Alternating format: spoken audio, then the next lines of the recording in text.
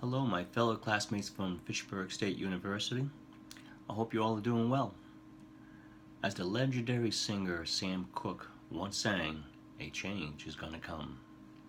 Hi, my name is Sousa. I am a chef instructor at Bristol Plymouth Technical High School in Taunton, Mass. And I'm here to tell you that a change is definitely going to come. I'm going to touch on 3 items that I believe will give you some better insight into who I am. Number 1, I was born on the island of San Miguel, which is a part of the beautiful volcanic islands of the Azores. They are nestled quite nicely off the coast of Portugal in the Atlantic Ocean. Number 2, I've always loved making people happy in one form or another. I use teaching high school students how to cook as a way of selfishly fulfilling those needs. I love seeing the look in my students' faces when they learn something new and then being able to apply it. Number 3, I'm married to a beautiful school teacher whose name is Susan. I have 3 wonderful sons. My oldest is Nicholas, who is 16 and just got his permit. And then there's Dominic at 15, and then there's Anthony at 13, who thinks he's 21. Figure that one out. We are all big German Shepherd fans here, and we currently have 2 of them, Kaiser and Tuca. Being the son of an immigrant, I personally feel that when you are from another country, it gives you a different perspective of what we have here and how fortunate we are and how many times we take things for granted. I was 6 years old when we landed at Logan in a bitter, cold February, and I remember thinking, what the heck is all this white stuff on the ground? Snow, of course. It was the first time I had ever seen it until then. I don't remember much about our life on the island, but I do know that we did not have much. I give my father a lot of credit because he decided to do something about it. I believe all parents want the best for their children and always strive to have the best opportunities for them.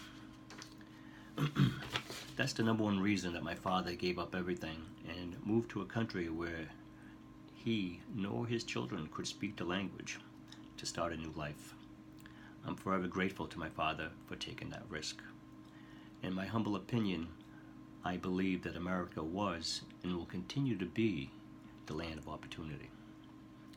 If you love what you do, you'll never work a day in your life. That's the phrase that I constantly use with my students.